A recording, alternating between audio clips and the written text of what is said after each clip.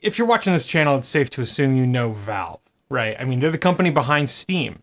By far the biggest PC gaming storefront that there is. And I mean, it's not even close. That's by an order of magnitude.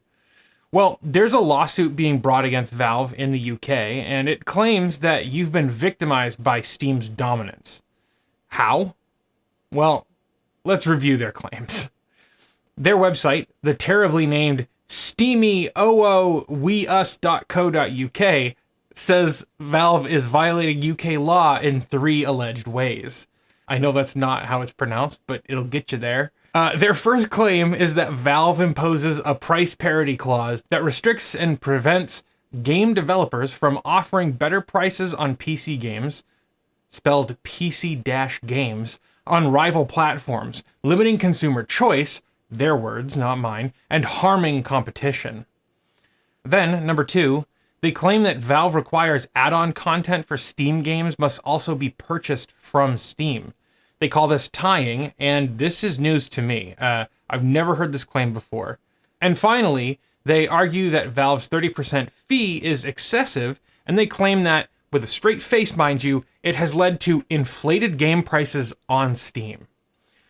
Now look, Valve is not perfect by any stretch of the imagination, and I'll talk about that in a minute, but I want to go in reverse order and debunk each and every one of these accusations here. So let's start with the last one. Excessive pricing. First and foremost, Valve doesn't actually have a 30% cut like everyone claims. Valve gets a 0% cut for any Steam key sold. So when you buy a game from Humble or anywhere else, and you get that Steam key and redeem it on Steam, Valve gets absolutely nothing from that. Yet it still costs them the same as if you were to have bought the game from Steam and downloaded it. And it's important to highlight here that Valve isn't charging game developers for Steam keys. No. The Steam key program is free for developers, okay? But the flip side of this is that 30% is the industry standard, right? Xbox, guess what? It charges 30% for games sold through the Xbox store. PlayStation charges 30%. Apple and Google Play charge 30%. Even the Nintendo Switch store, 30%. YouTube charges a 40% fee for AdSense. So if you want an argument for something being excessive, I'd say that that's entering ludicrous territory. But that's not all, because if you live in our shared reality and have ever browsed a PC gaming storefront, you'll instinctually know that prices on Steam are pretty much exactly the same as they are on other platforms. For example, here's the current pricing for No Man's Sky on Steam, PlayStation, Xbox, and Switch. And wouldn't you know it, it's $59.99 across the board. What about Return to Monkey Island? For Steam, PlayStation, Xbox, and Switch, it's $29.99. Okay, Scott Pilgrim vs. the World. Well, here are the prices for Steam, PlayStation, Xbox, and Switch. And while it's on sale on Steam and PlayStation right now, the retail prices all match. Here's the thing, I've looked through many listings, and I couldn't find a single retail discrepancy here. But what's most interesting is that when games go on sale, they are often offered at a lower price on Steam than they are on other platforms. But what I take away from this debunking particularly is that if the UK regulators really want to go after price fixing schemes, they should go after the game publishers who are the ones inflating the prices of games and fixing them between platforms, if you can even call it price fixing. Look, Valve's got nothing to do with setting prices for individual titles across other storefronts. They only manage Steam. All right, now let's circle back to their second accusation, where Valve ties games into the Steam ecosystem. Now, I find this one particularly confusing. First, because it's never occurred to me to buy a game on Steam and then get DLC for it from GOG, but that might be my own failing, right? But let's say that, for the sake of the argument, I wanted to do that.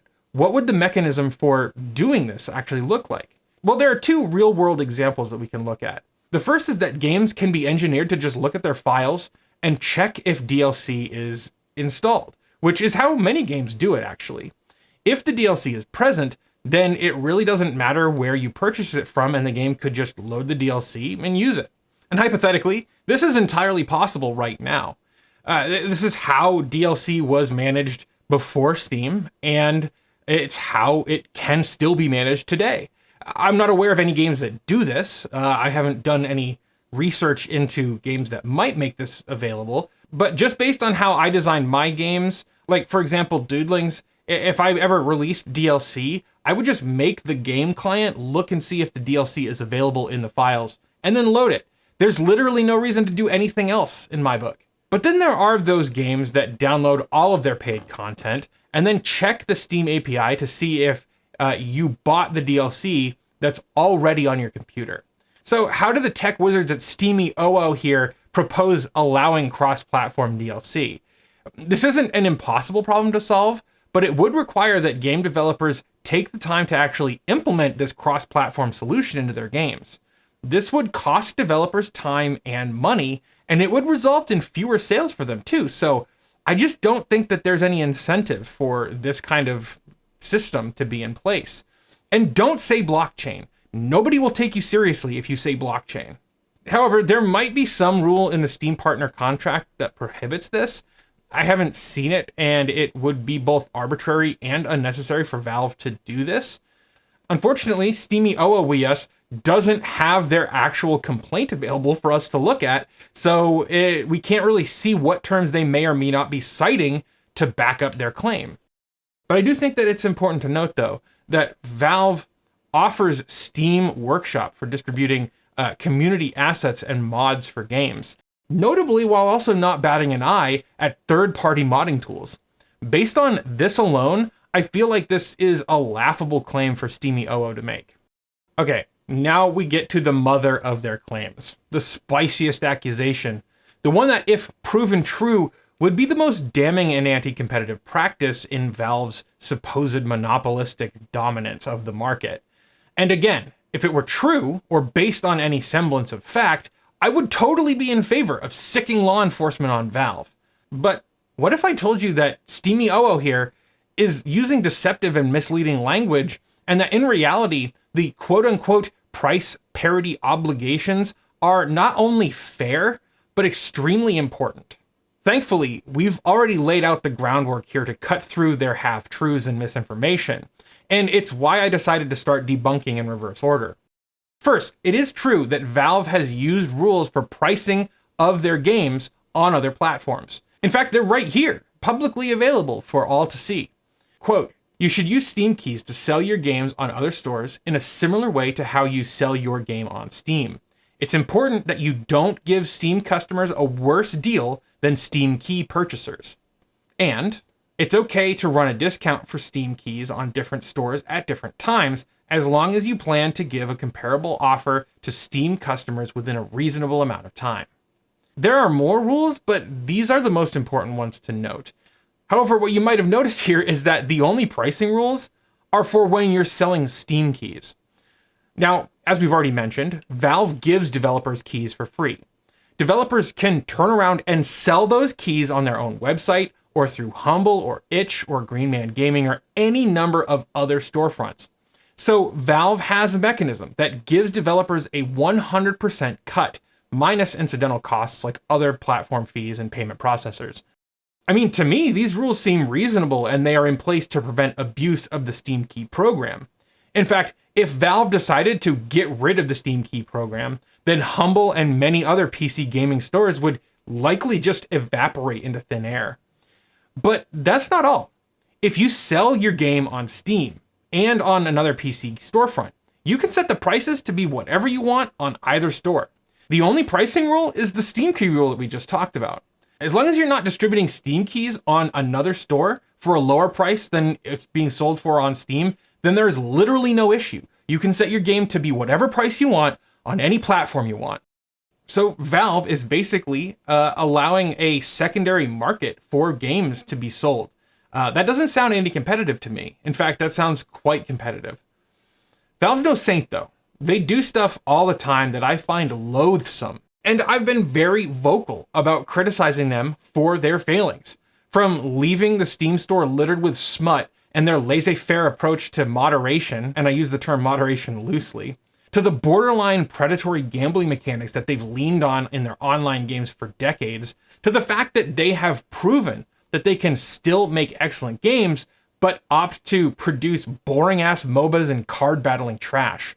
Or maybe the laughably bad attempt to algorithmically curate the tectonic-sized pile of shovelware that is the Steam store right now. Valve is not perfect. There is no such thing as good guy Valve. If I've ever used that term, my tongue has firmly been planted in my cheek. It's important for me to stress this.